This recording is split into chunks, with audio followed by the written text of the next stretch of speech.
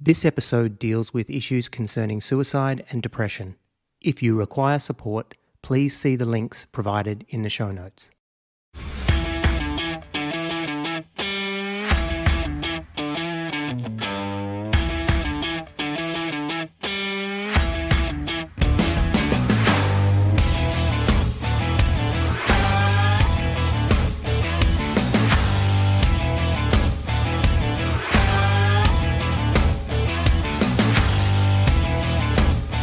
Hello, boys and girls, mums and dads, and welcome to I Was a Teenage Fundamentalist podcast.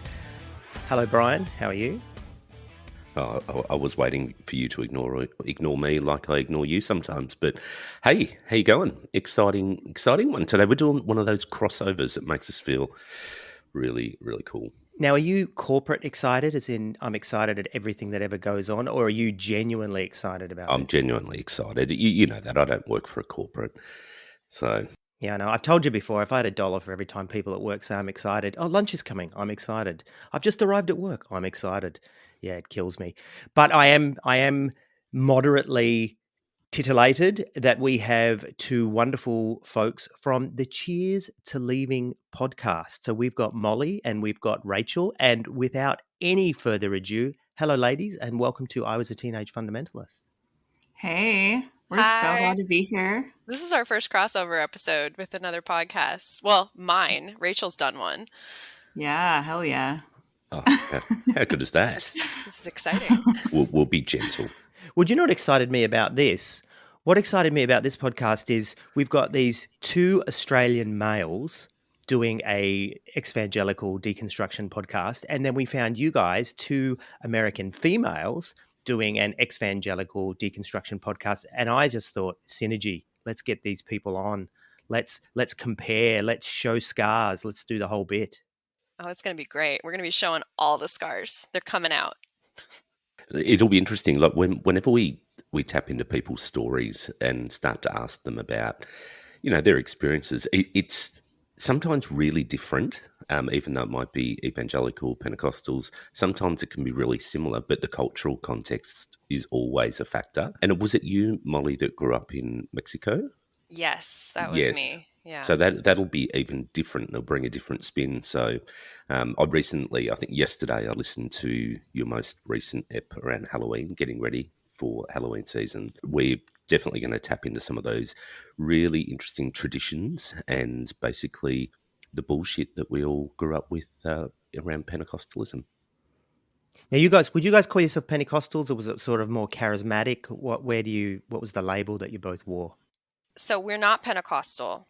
We were non-denominational evangelicals, but that kind of falls under the umbrella of Southern Baptists. So the Baptists kind of have a pretty big claim to the non-denominational evangelicals. Yeah. Anyone who got into a non-denominational evangelical church have their roots in the Baptist church, in the Southern Baptist Convention.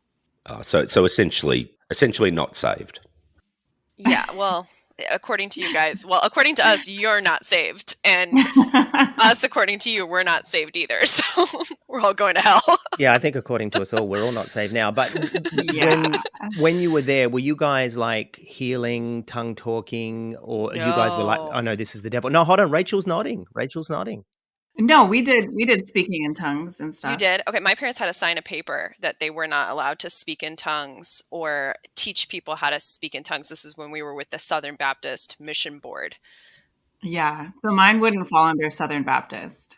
Mine was just like non-denominational, do whatever the fuck you want. Can we cuss on this podcast? I'm so sorry. So much. Yes. So much. Okay, I was like, I just dropped an F-bomb. Yeah, mine was like, we had this one like staple in our church. Her name was Virginia, and it was a house church, but she'd always be in the back just like screaming yes and like doubling over every time. And like we definitely had some people falling on the floor, like doing like convulsions and stuff. So it's kind of a free for all. Oh, good. So you had the Holy Spirit. That's nice. We had the Holy Spirit for sure. Yeah, good. Yeah, no. Spiritual warfare was a big no-no for us. We didn't get involved with all that. So where's the trauma in your experience then, Molly? If you're not speaking in tongues, Yeah, there's no spiritual get out. warfare, you're not casting demons out of each other, why do you even have a goddamn podcast? You're 'Cause almost I'm like Catholic. God. It's so funny because like my one of my parents actually reconverted back to Catholicism after leaving the Southern Baptist Church. My dad went and became an ordained Franciscan chaplain. So yeah, basically Catholic. Where does my trauma come from? I think it was like the mission board we were involved with. The people that they had leading our youth ministries and all of the camps and all of that BS, but also like there was like a fair amount of religious trauma in just my upbringing alone. I was homeschooled, so like very isolated. We were house church people, very isolated. So a lot of really funky, weird things would happen, and there was no accountability, even less than you would get in an organized church. Well, I reckon we're gonna dig into these stories a bit more. So Molly, why don't you tell us your backstory? You've already started, so let's dive into it and just give us the, I don't know, the cliff notes. Okay, so Cliff Notes. This is tough because my life is very complicated. My parents were like the 80s Jesus freaks, like crunchy granola Jesus freaks. And they got involved with the Southern Baptists. They got called into ministry and decided they were going to be missionaries. So when I was like 7 years old, we moved to Latin America. And we were with the Southern Baptist Mission Board as missionaries. We were homeschooled, and I had indoctrination as early as 8:30 in the morning, Monday through Friday. We had family worship for 45 minutes with my dad, where he indoctrinated us in his beliefs, and we would read the Bible together and go through Bible study together. And then on Wednesday nights, we had our church group, and then on Saturday, all day Saturday was church. It was intense. Religion really kind of penetrated every essence of my being. The curriculum, the school curriculum we did was Christian. The only people we hung around were Christians. Even the international school that I would take extracurriculars at was deeply, deeply Christian. And it was all like people from our mission board. Any activities we did outside, I got lucky because I got to go take like ballet class in like a secular school. But my parents were very like micromanagey around what we did. Like everyone we moved around had to be like in the church. So that was kind of my background in it. It was all encompassing of my whole entire life. So, at what age did this? Was this from birth that you were Yes. indoctrinated into this? Okay. Yes. On all my siblings. Yeah. I think I'm going to have to give you your trauma badge back because that sounds pretty intense. It was a lot. It was from morning until night. There was no safe space. There was no space for exploration. We were allowed to explore to an extent that my parents were comfortable with. You know, that's where it ended. Like there was no exploration outside of what they deemed was okay for us. They pretty much micromanaged everything down to the music we listened to, the movies we watched, the books we read, the friends we had, and everything. That's 45 minutes. 45 minutes of dedication and worship and prayer every morning. Yeah, but with no tongues, so it wasn't real No worship. tongue. Yeah, No, it wasn't real worship because we weren't speaking in tongues. Because you have to go, hallelujah, si bagala, shanda shanda. That's what we call worship when we grew up. Yeah, that's it. Absolutely. Oh, Were yeah. you even talking to God? I mean, that's the question you've got to ask. We did have there was definitely times, and this was like once I was in high school and we started going to a church. We came back to the US and I was going to an actually established church. It was also non-denominational, evangelical. And there was some tongue speaking in the youth service, which was interesting to me. And I kind of got pulled into it and I was like, ooh, this is interesting. And then I realized like, this is gibberish. This is actual gibberish. There was one night we all went to a lock-in, which is like a co-ed sleepover where you just don't sleep, and it was at the Christian Youth Center in our town. And there were like at one point I had like 3 or 4 women like just like kind of all come up to me and lay their hands on me, their heavy, hot, sweaty hands, and they just start like speaking in tongues and spitting on me and crying, and I'm like, I don't know what's happening. I did not consent. Why are you touching me? And what is this language? I'm multilingual. I don't recognize this language. Now, you did say when you came back to the States, so you were in Mexico, but when did you go there? Like at what age and how long were you there? So I was there on and off between the ages of like 7 and 18. So we would come back to the US for like 6 to 9 month long furloughs. But I was there from first grade until I graduated high school. I was going to ask you about that term Yeah. there, furlough, because that's the missionary word that they use when Yeah. they come back. They're on furlough. They're on furlough. We're on stateside assignment. That was what we used, stateside assignment.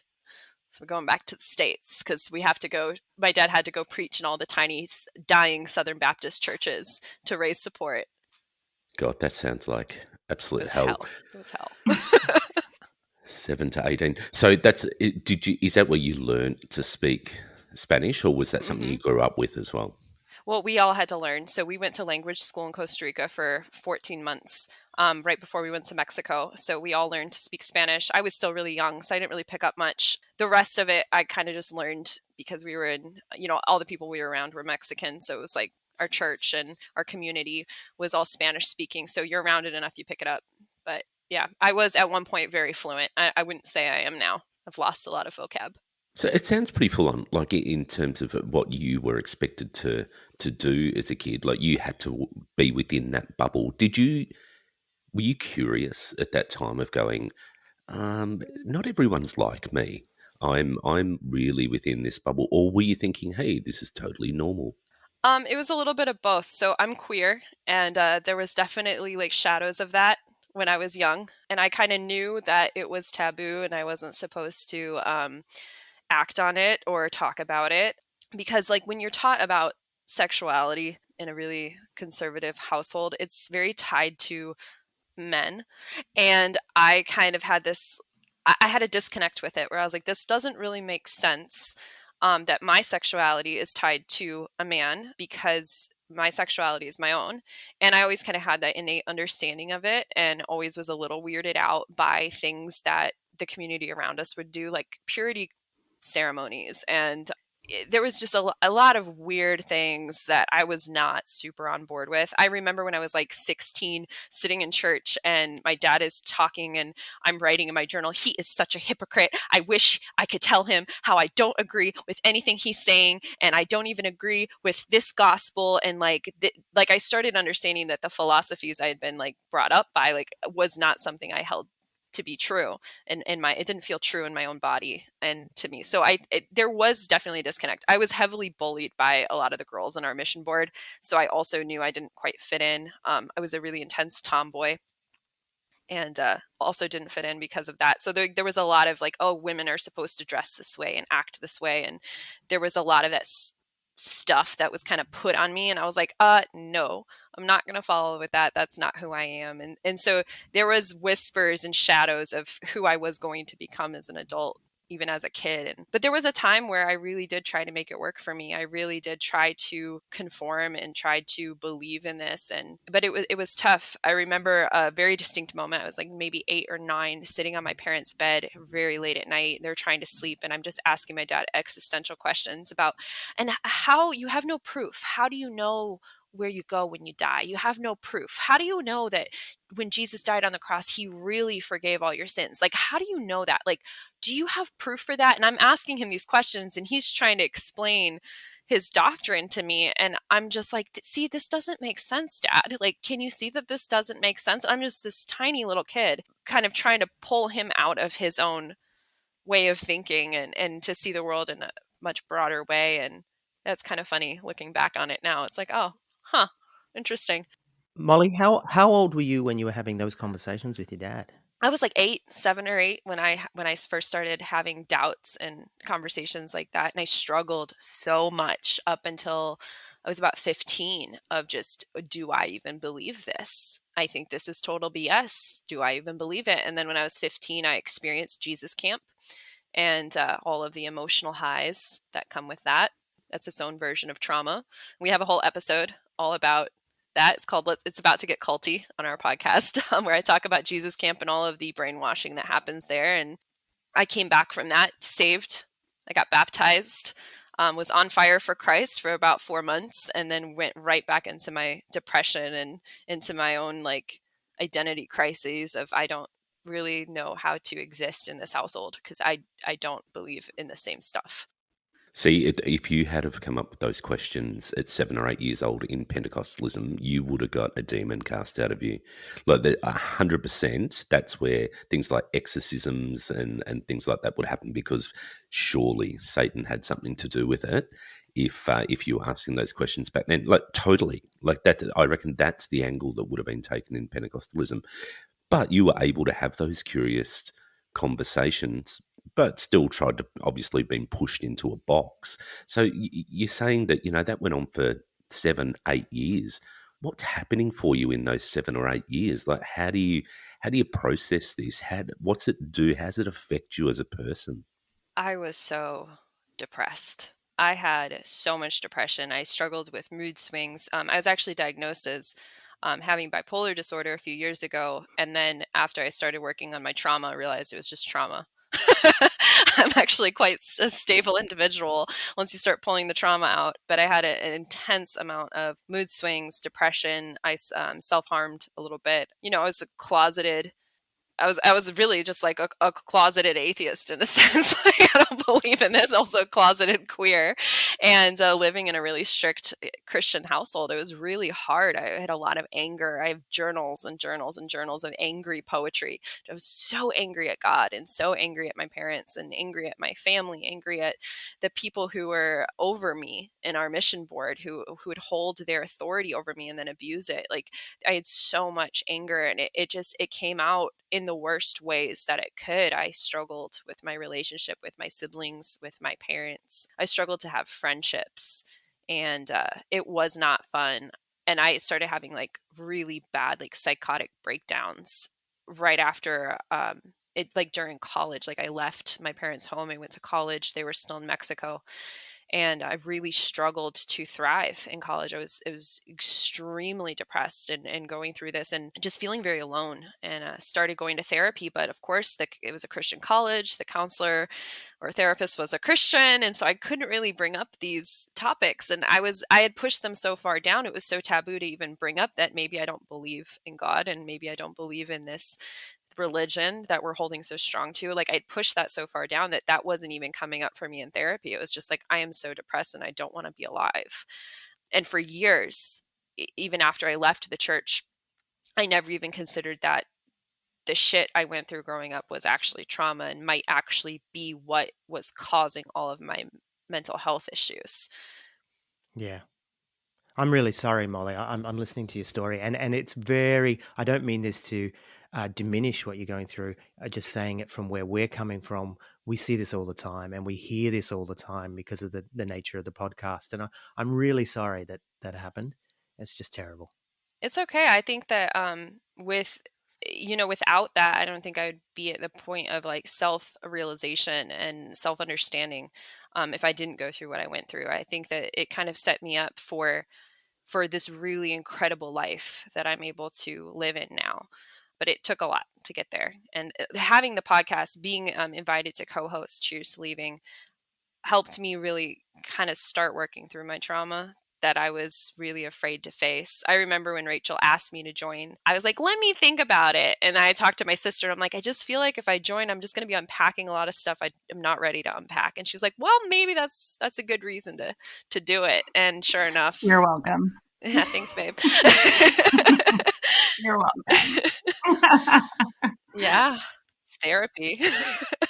So Molly, we're going to put a pin in you for a moment, if that's okay, and we're Yeah. going to jump down to, not in a voodoo way, we're going to jump down to Rachel, and let's hear all about you, Rachel, and then we'll combine these stories and keep going with that. Cool. Okay. Well, my pastor recruited my mother when I was 1 year old in a doctor's office to come to his house church. My mom was kind of desperate. She was like late 30s, just had a kid, wasn't with my father, and just kind of was looking for something. She was at that point in her life where she was like, there's got to be more to life. She found Jesus. So that's how that started. I've literally been in a house church. I probably was in this house church for like 20 something years, same one. So the mega church life was never, something that I was accustomed to. So it was always like small house church stuff. Hey, can I stop you there for a minute just quickly and say that was something that stood out to me when I was listening to your stories on your podcast, that you weren't mega church. You were actually, and you weren't even really normal church. You were just No. house church, which is unusual. Yeah, and it's very unregulated too, if you think about it. Like, I don't think anything super sketchy went on in our house church, but if you think about it, it could have, because it's just a man and he was ordained. He had gone, he had gone to school and everything like that. But like, again, there was no like board, there was no anything. It was just like following this one guy and what he was saying in his house and all of that. And yeah, so Molly and I both have that in common. So sometimes when we talk to people about like mega churches or, their background in big churches, we're kind of like trying to learn along with them because like most of our experience is just very like small and intense and just kind of out of the ordinary, I guess. It's a tiny cult. Tiny cult. It's definitely not the Australian experience. I mean, the Australian experience, that's a complementary part of your spirituality. So you would go to church on a Sunday, but then you would have we generally call them home groups here rather than house churches, Yes. but that's complementary. Like that is something you're expected to go to once or twice a week to just make sure your indoctrination and your ability to be fed bullshit is something that can be really fit into your journey. So what is house church? Is it just a bunch of like a small bunch of people that get together and do weird shit every week and live out of each other's pockets? Tell us what's house church? Yeah. I mean, I feel like you nailed it in right there. It is a bunch of people getting together doing weird shit. Lots of acoustic guitars. We don't really have Sunday school. We tried for a bit to have Sunday school, and as we grew a bit, we actually did move to a building for like a hot minute. And then it went small again. So the building was only for a couple years, and that was kind of strange. This one gal would try to like volunteer to like take the kids to a different room for Sunday school, but a lot of house churches kind of just like a big get together in someone's house where there's lots of like singing and worship, lots of prayer. It's unregulated. So like there's no like timing on sermons or timing on like worship. And then also my house church started doing this thing where they would get together with other house churches in the area and meet in a building. And then that kind of got wild because like we had all these like leaders of these house churches and it was all spirit led. So like you could be there for fucking hours. And it was like, Molly and I talk about this and it's like, bitch, I gotta eat, I need like, they would be like, oh, let's just keep it going. Let's keep the prayer circle going. Like, let's just see how the Lord leads and all this stuff. And you're like, I'm ready to go. So it's just kind of like weird things like that. Like I said, like everything was just sort of like, someone would be like, this is what Jesus wants. And everyone would be like, oh, okay. Yeah, it's what Jesus wants. It's spirit led. That was pretty much it. We'd have people volunteer for the worship team. Mostly it was just a bunch of guys and acoustic guitars. And then on a little projector they would have like in the kitchen. And then they would like put it up on the living room wall so people could like follow along the lyrics. And yeah, lots of hands-on prayer. Yeah, that's what I say, house church would be. It's kind of weird. I know this may sound like a really random question, but was underneath it all, were they still super right wing politically or were they more leftist leaning? Because it sounds, kumbaya, acoustic guitars, doesn't sound like a real sort of Trump voting electorate. You would be surprised. Everyone in my house church now that conservative as fuck. All So of them conservative. fucking love Trump. They love him. Molly's family is different. They're super liberal, My which father is was like a prophet interesting. ahead of his time, but super, super, super Trumpers. Like, yeah, mega Trump. It does lucky. seem very hippie. You'd think it would be about helping the poor, but no, they don't like welfare and they don't like anything that has to do with. I mean, they would live it out. Like he would definitely invite people into his home, the pastor would, and like definitely try to like help people get back on their feet. So he definitely lived it out. But as far as voting goes, no. Trump Rachel, were there like more progressive people in your house church? Because I feel like my parents were like the progressive, like they were like the progressive prophets in a sense. And like they've always kind of been the most progressive people in their gatherings in their church and whatever. Like did you feel like there was like always like that one family that was just slightly more progressive than everyone else? Maybe, but if they were, they weren't vocal about it because I can think about everyone that was like a staple in the house church. And I really don't think, I mean, it was very like also very pro-life, which is really pro-birth in my opinion. So like anything that like the conservative Christians were voting for, they were like, this is what God would want. And it was always just very like, we have to vote Republican. I mean, my parents did it. They pushed me to do it as soon as I turned 18. You know, it was just all like very, this is what we will do. So that was kind of like culty in a way as well, because that was like expected. It's really interesting, and this is the cultural stuff that I was referring to a while back. Is in Australia, that would be a very different context. Generally, people who split off and form their own little home groups, I mean, generally speaking, would be a little bit more leftist leaning, more liberal, and generally that right wing agenda is pushed through the pulpit at church. So it's a slightly different context. That you may be aware that our prime minister until recently was Pentecostal in Australia. So it was definitely a really weird experience for those few years that he was prime minister, but he was backed by all the mega churches. There was people rallying votes for him essentially, and he was brought to power essentially by the mega churches and the evangelicals and Pentecostals in Australia, who saw this conservative agenda and thought this is for Jesus. So they much like the Trump experience, but certainly nowhere near as extreme. Australia's a Yeah, bit that's more like our balanced. entire culture here. I feel like that's how the Republican Party operates. I feel like it's all a bunch of religion backed bullshit where it's like, oh, we need to make our country go back to its roots and be Christian again and have these family values and all of that. And I feel like that's what motivates a lot of our Republican parties is just religion. Yeah, and that's where it's really different here. It was really a blip in the radar for us. It was something that has never really happened before to this extreme, and Australians ultimately called bullshit on it.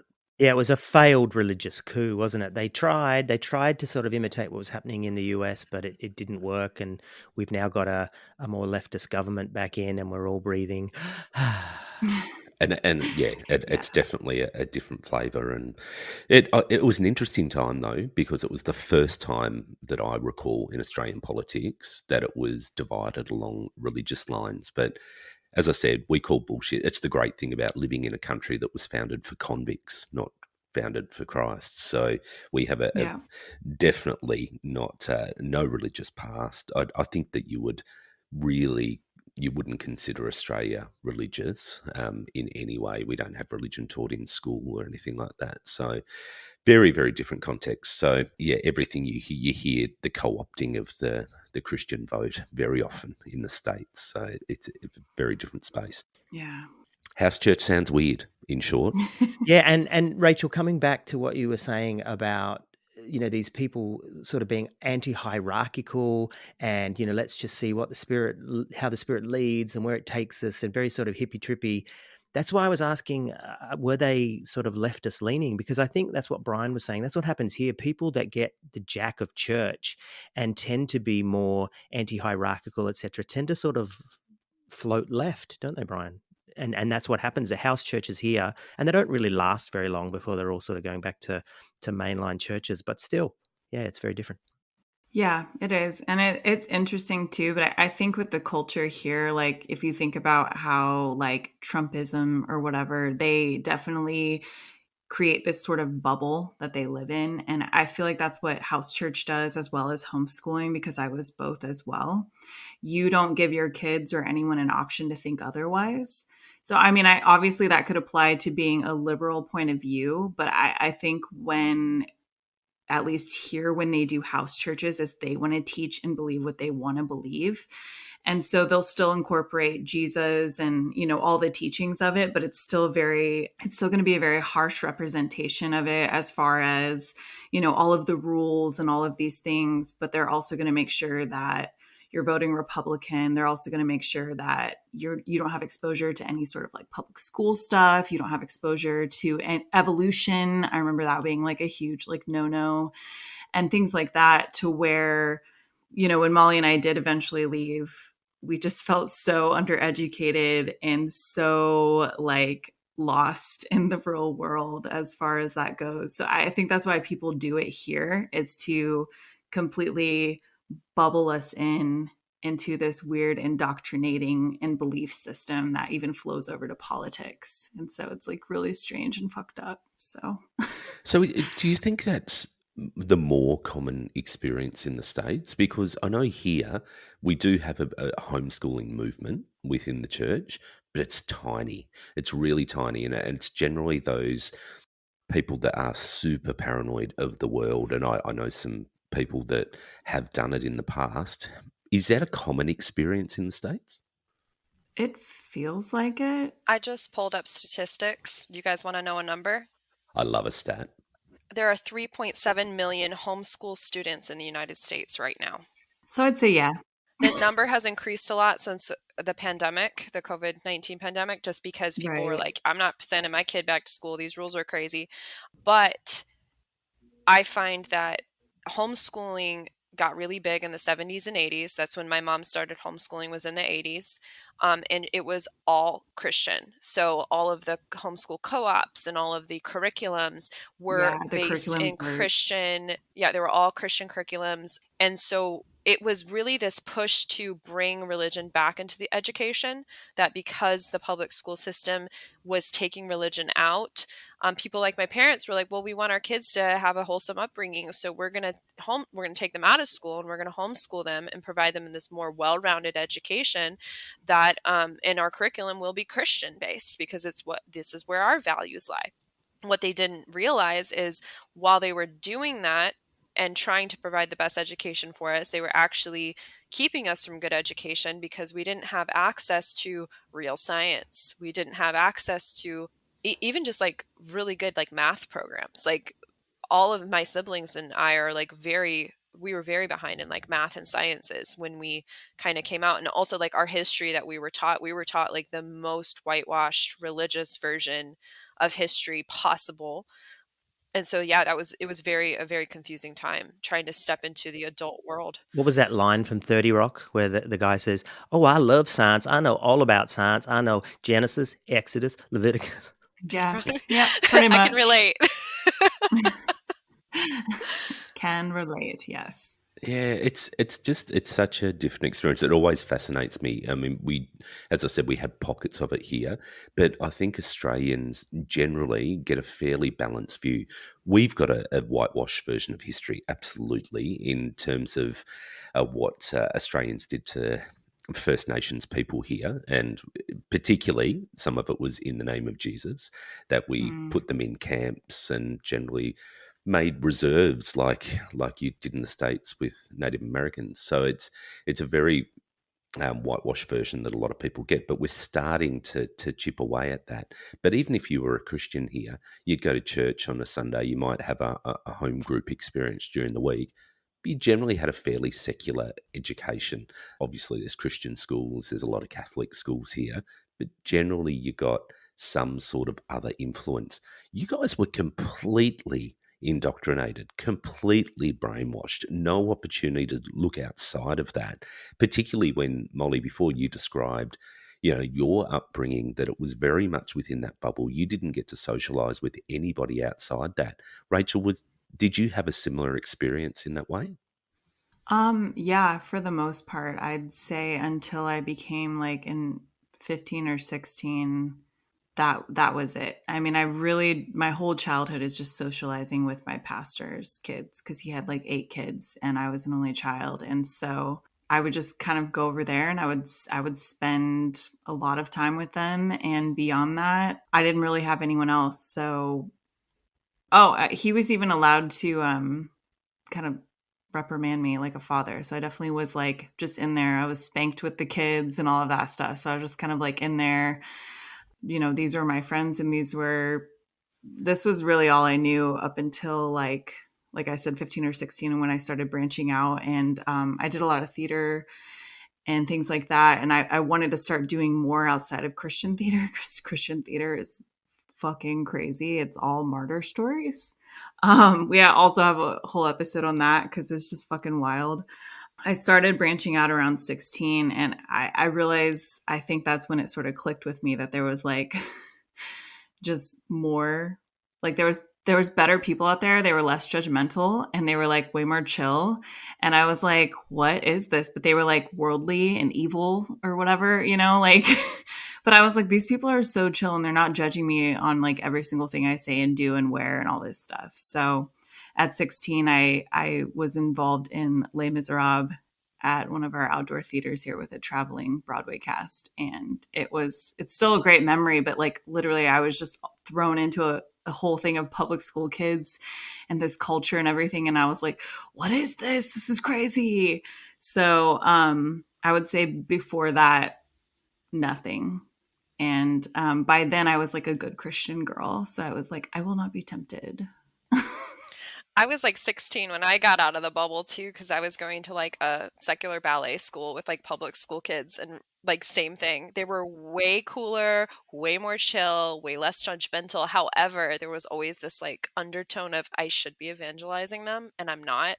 Right. And am I going to go to hell for that? Because like my mom would be like, you should just invite them over. We can start like a girls group. Mm-hmm. And we did at one point. And I remember inviting some of my ballet friends over and being so embarrassed and being like, oh my God, they're going to see how I live. They're going to see like all the weird things we do.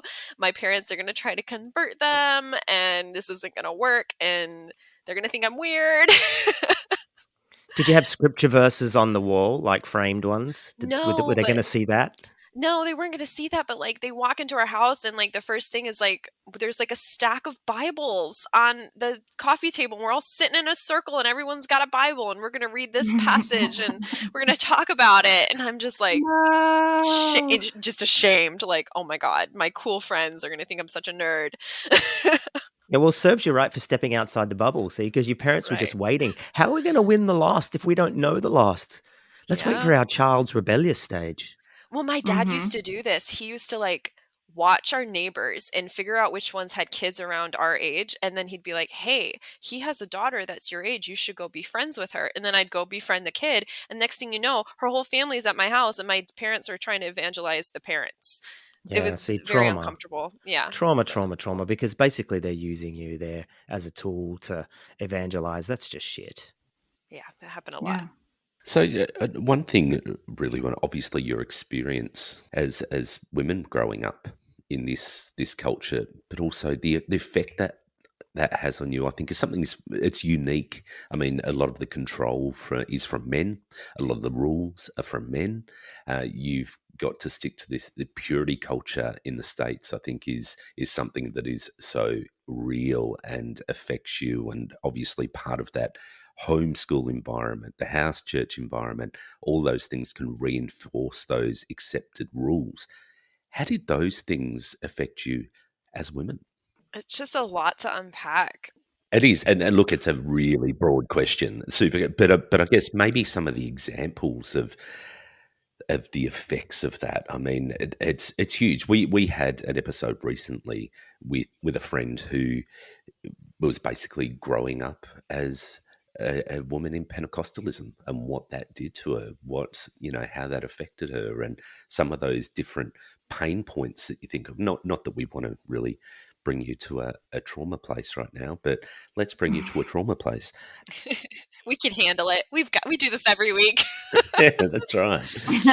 Our podcast could literally be called like purity culture trauma, like the amount of episodes that we have that cover purity culture, because it penetrated every, and no pun intended, Not a good time to use the word penetrated.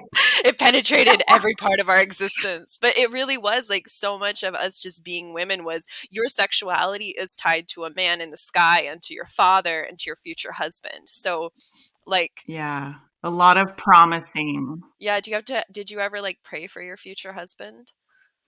I mean, yeah. Yeah. Well, there was Rebecca St. James who had that song "Wait for Me," which was about her future husband.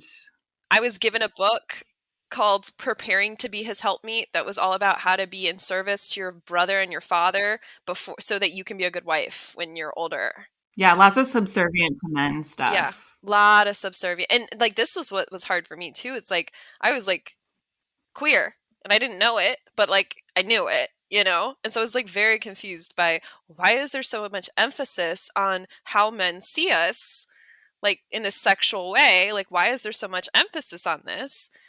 And like so much shame around it.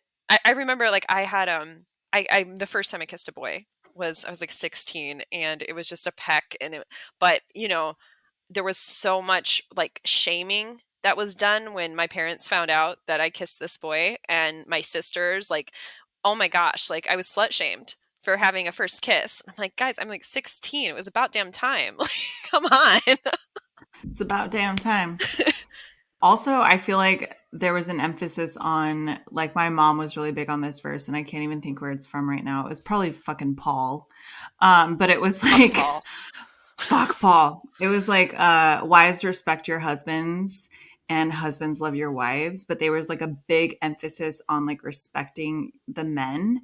And then my mom would be like, oh, but men have a really hard job too. Like they just have to love you so much. And I'm like, aren't like love and respect kind of going hand in hand? Like, you know what I mean? Like, but it was this big like respect, but it was actually like submit. Yeah, that's what I was going to ask. Don't some translations use obey and Submit. Yeah. I was raised on the submit to your husband, submit to your father, children submit I think to my your mom father. liked to use respect because it made her like feel better about it or something. I don't know. But yeah, it's submit to your husbands, and that gets taken out of context a lot, but definitely something that was taught to me even growing up, even before I was of the age of thinking about marriage or boyfriends or things like that. I mean, it's just fucking drilled into your head to already hold men in this regard of the fact that they are somewhat better or smarter than you, and that you are supposed to be the ones that are like their helpmate, you know, but they get the ultimate decision. You know, it's like taking away your choices, taking away your, you know,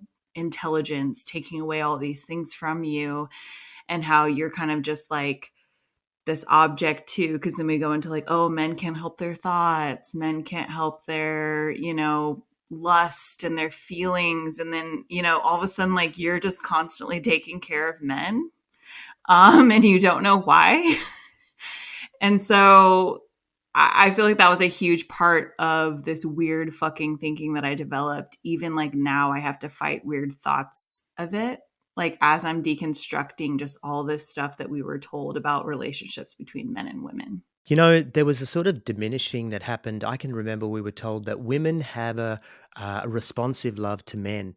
So if your woman is acting up, it's because you're not, as a man, loving her enough, etc. So even from that perspective, we were to control you by loving you more, or we were responsible for the way that you were because we weren't doing something correct as well. So there was a flip side to that, but even saying that, it still was diminishing you. It was saying that we were responsible and what we did would make you, you know, respond and be, etc. And I always remember that one. It was just a freaky thing to say. And I remember my ex-wife and I arguing one day because we were arguing about something, and she goes, "Well, it's your fault because I have a responsive love."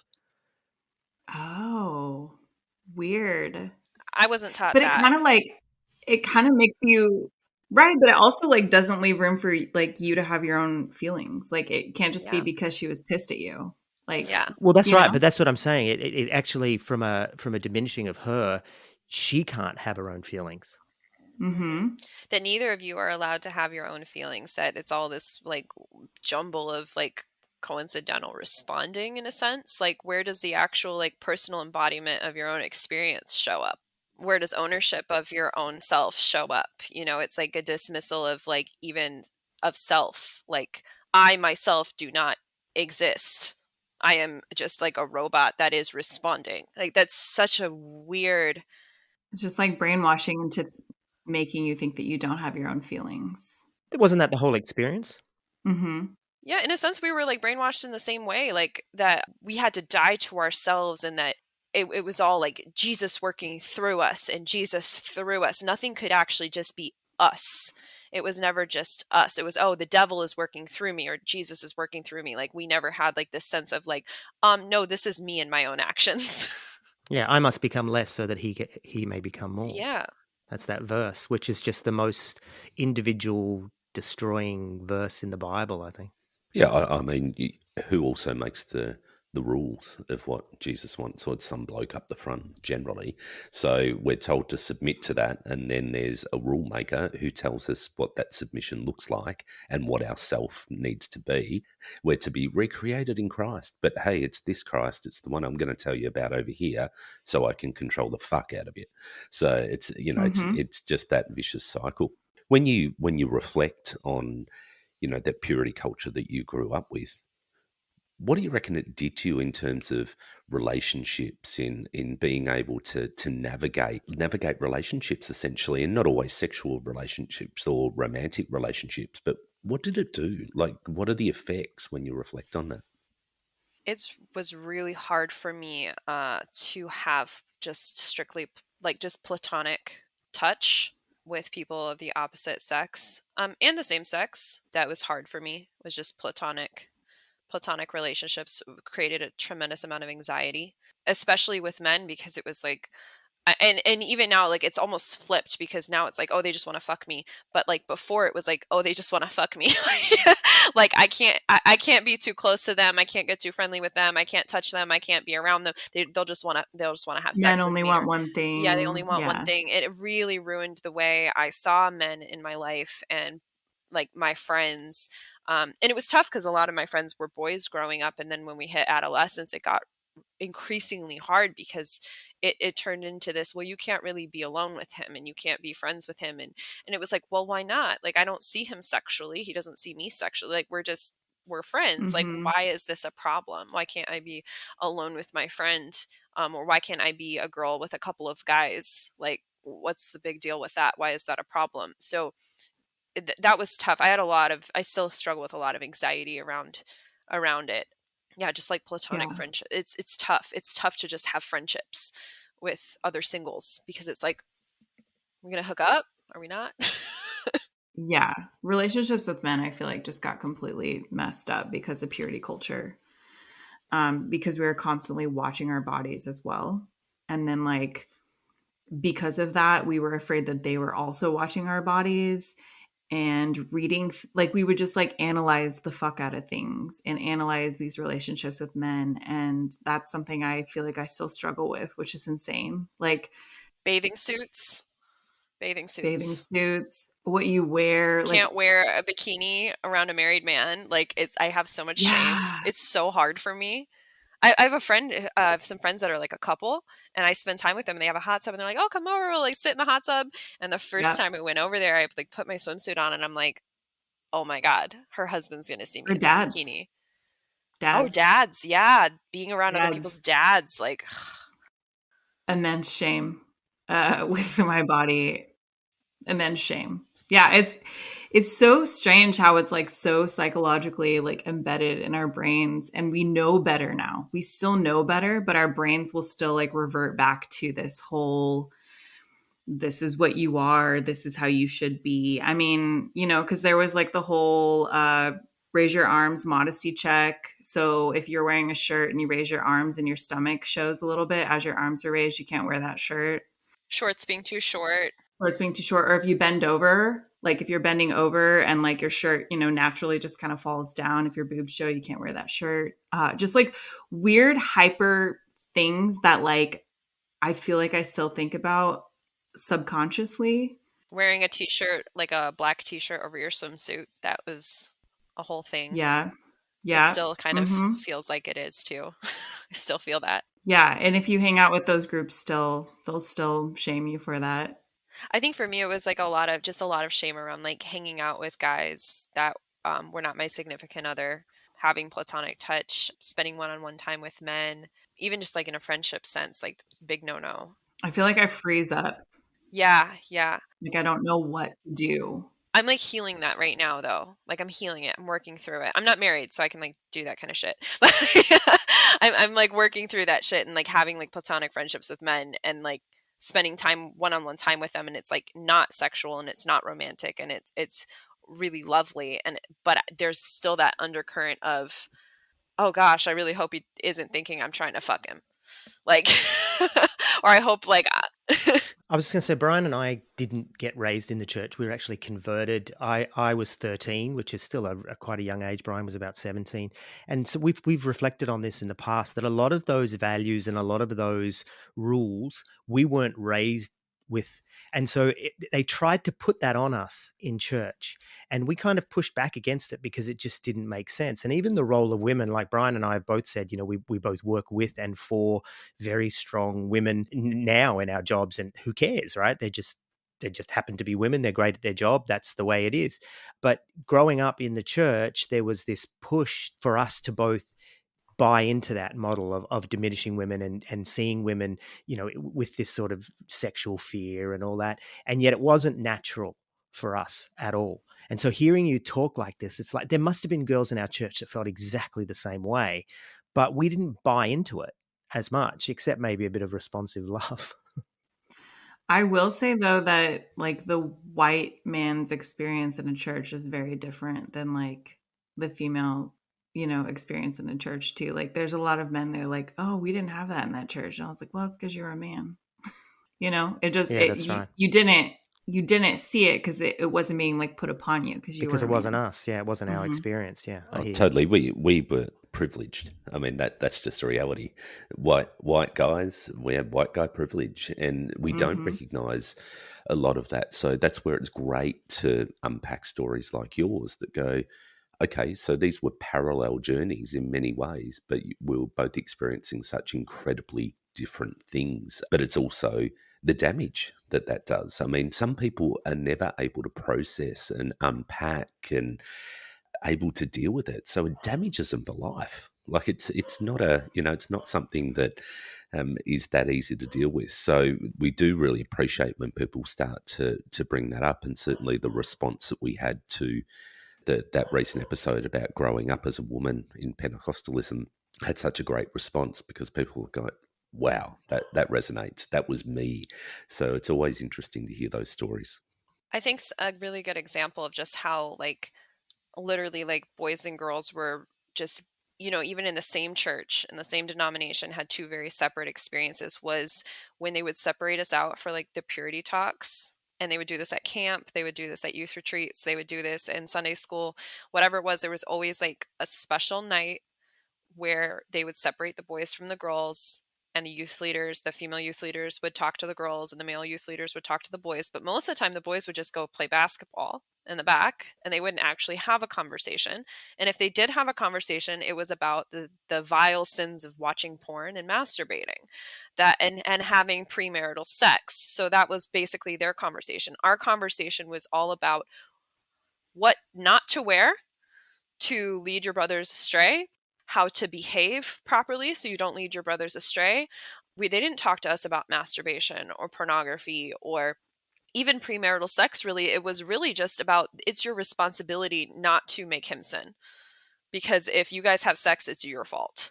If you get assaulted, it's your fault. Like it was like all of these different things that were really pushed on us. And I had the purity talk like 17,000 times in my childhood. Like every year at least one or two purity talks would show up in church or like with our youth pastor, like whatever it was, it would show up. And it was the same thing every time, the same dialogue every time for the girls. And then I would ask my male friends, because I was friends with all the boys, I'll be like, what did you guys talk about? I'd be like, oh yeah, we just talked about how like porn is like not good and it's fine. And then we played basketball. Was it ever the men talking to you, telling you this stuff, or would you break off with women leaders who would talk to you? Only one time did I have a male youth pastor, and I was livid. I was livid. I was like, how dare you? I actually stood up. I got in so much trouble. I was like, this is not appropriate that you're talking to us about this. You are a man, first of all. And second of all, how dare you? You are a grown man talking to us like we're all underage girls. And you're telling us that me wearing a V-neck is making you think about sex. Because it was the same thing every time. The clothes you wear and the way you behave is going to cause us to stumble. And so what me and the girls did after that, I was so pissed off. I was like, and I hated this youth leader. He was the worst. It was like at a little like church reunion camp. It was like a week long thing. And I was like, all of us, we're wearing V-necks tomorrow. All of us.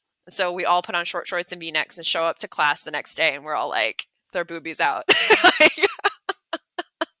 Honestly, if V-necks are making you struggle that hard, you probably have more. There's more there than just, you've got bigger problems, sir. Oh, that is messed up. Mm. But obviously, that's just massive effects that it has on you, and you sound like you're still unpacking it in some sort of way, and that it does make you angry, and so it should. I mean, it's something that should make you feel like there was an injustice there, because there was. So good on you for. I know you tackle it in your podcast. Talking about podcast, how did this happen? How did you guys start the podcast? Molly, you were saying you were invited in by Rachel, but what was the genesis of it, to use a biblical reference? The genesis was me realizing that I was deconstructing. The deconstructing community was something I stumbled upon online as I was deconstructing, which is not what I realized that I was doing. It started with podcasts, like science podcasts. And then I stumbled onto like the Thinking Atheist podcast, where he was like on the Christian radio for 30 years and then deconverted, and things that started resonating with me, because my deconstruction story is I was deconstructing before I actually realized what was happening. It was just like a slow burn of like walking away, getting educated, things like that. As this was happening, I realized there was kind of some sort of movement, for lack of a better word, that was happening amongst people that were realizing this shit wasn't true. It wasn't real, and it was harmful and hurtful. And I was kind of just started following these people, started hearing words that I didn't have a name for, like deconstruction. I was like, oh, this is what's happening. So eventually I kind of felt, with all the anger that I had from realizing this and all the intense emotions I was feeling, that I needed to put them somewhere. It was also in order to reconnect maybe with community, because I know that's a big one when people like leave the church or leave this whole bubble of people, is they feel like they don't have community anymore. They feel alone. And so the podcast was something that I felt like I wanted to start. And I started it with a friend who also had a background in Christianity and was heavily immersed in it. And she only lasted about 10 episodes in. And then I kind of was left on my own. And I didn't really want to be on my own, because I wanted to have conversations with someone. And then I started inviting guests on, and Molly was actually a guest on one of the episodes. Eventually, I was like, I need another co-host. So I invited her on, and now we've done like 40 episodes together now, I think. Maybe. No, not 40, probably like 30 or something. I think it's like around 28. We want to be particular, like 28. We're almost 30. We're almost there. Almost 30. So I would say the genesis of the podcast is that just me realizing what was happening, needing a place to put it. The podcast has been very therapeutic, without us saying that we are not therapists. We're not trying to be therapists. We're just trying to, I think hearing other people's stories is healing. And I know it was for me when I started hearing like the nitty gritty of shit. Like I didn't want people to brush over it, and I didn't want people to just make humor out of it. I wanted to hear people's like raw shit that was happening and things I could resonate with. And I felt like that was really healing for me. And I felt like I had a lot to say. So when I started it, I was like, I really hope that this does that for other people, if that makes sense. Did you guys know each other beforehand? We're cousins through marriage. Funny story. Yeah. Rachel married my cousin, my first cousin. Mm-hmm. And we met at a family reunion.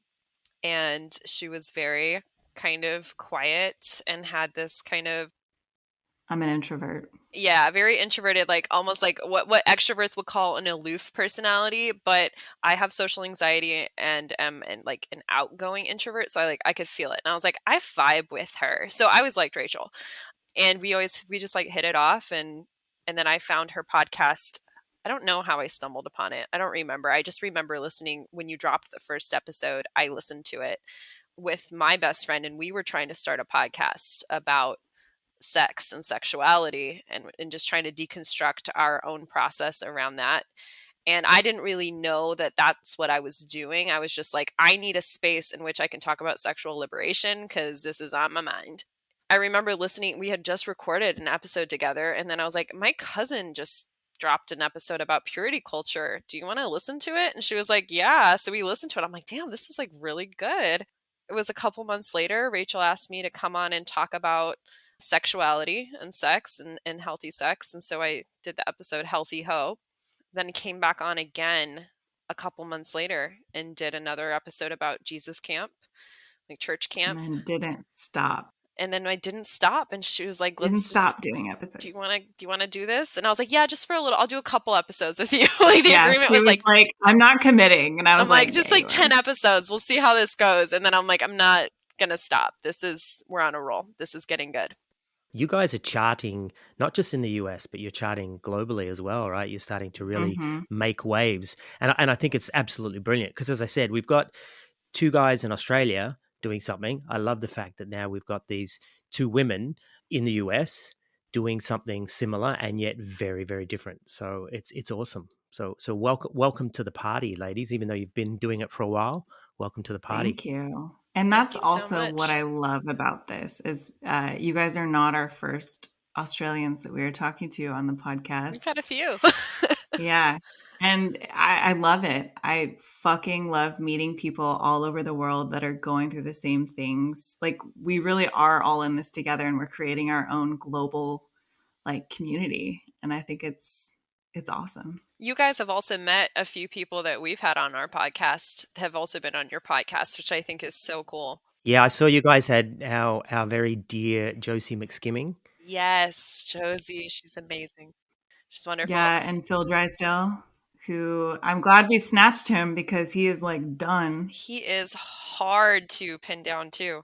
He is hard, yeah. But it's so cool. I love it. It's awesome. It is really cool. And it's good to hear the different voices because everyone's got such a different experience. And so it'll click with different people in different ways. So Phil's put it down indefinitely, or is he just having a rest? I've been a bit confused. It felt like indefinitely, but it's probably a rest. He was so passionate about what he was doing that I would be actually very surprised if it was forever. This kind of work sparks so much. It can create a lot of burnout. If you're not careful, because it is such heavy stuff to unpack. He's heavy with the data and things like that. Yeah, and he was collecting all of this data, and he was creating communities and connecting people and helping people get into therapy and helping people deconstruct. And like, that's a lot of space to hold for a lot of very deeply hurting people. And if you're not making money from it, which he wasn't, like that can create a lot of burnout too. And I mean, it's something that is not foreign to Rachel and I. I've experienced my fair share of it just in the episodes we've done together. It's just like, wow, this is heavy content, and it's a lot of personal unpacking. Even if somebody else is being interviewed and you're interviewing someone else, you're still unpacking while you're listening to their story. So, or even just like we brought on a couple of professional psychiatrists and psychologists who are talking about the actual like mental impact this kind of trauma can have on you. And you're like sitting there listening to these stats and being like, oh my God, it's me. And you get off the episode and I find myself like needing to go to bed. Like, I'm like, I need a nap. I need to go to bed right now. I'm exhausted. Ladies, speaking of episodes, I think we're going to have to draw ours to a close here because we normally go for about an hour. But if you're enjoying this, and hopefully you are, we're going to continue this conversation. We're going to go over to the Cheers to Leaving podcast now, which is going to be released on or around the same time. So you can just jump straight over and let's continue this conversation. But this time, Brian, we're going to let Molly and Rachel take the lead and take us wherever they want to take us in the conversation. Sounds good. And before we do wrap up, where can people find you? Do you have communities on different socials where people can connect and get support? Tell us about those. So we have a Facebook group. It's called Cheers to Leaving Support Group on Facebook. You can add yourself, just answer the 3 little questions to be admitted into the group. It's a great little community. For a while there, we were kind of having to create a lot of the content, but now the group is creating its own content. They're having conversations, they're meeting each other where they're at, they're deconstructing together. It's really beautiful. And we have a lot of professionals on there as well. If you're struggling, if you have questions about deconstruct, like whatever, it's a great community to where you can find like just solidarity, and we highly recommend it. I love it. I don't really get on Facebook much right now, but when I do, I'm on that group and I'm just like, my little munchkins, you're doing such a good job healing. My little flowers are growing. My babies. We have Instagram at Cheers to Leaving. Everything's pretty much at Cheers to Leaving. We have Twitter. Cheers to Leaving. Instagram is what I navigate a lot. So if you want some great memes, get on there. If We're you on want TikTok. some, we're also on TikTok at Cheers to Leaving as well. Pretty much. And if you want to email us, we love having people email us their stories, or if you want to be a guest on the podcast, it's also cheerstoleaving@gmail.com. So. Well, we'll make sure that we put all those links into our show notes so that people can find you easily. And of course, the Cheers to Living podcast, I'm guessing, is on all the great platforms. It is. Yes. Excellent. All of them. Even a few shit ones? What? Even a few shit platforms? Or is it just on good ones? No, I think it's on shit ones as well. That was attempted Australian humour. That was an Australian joke to say, yeah, it's on the good ones and it's on the shit ones too. Sorry about that. We lost you there for a minute, but welcome back. The Americans got confused. So let's move across to your podcast, and we'll see, hopefully, everybody that's here now with us on our podcast. Come on over to Cheers to Leaving and let's keep going. See you there. Cool.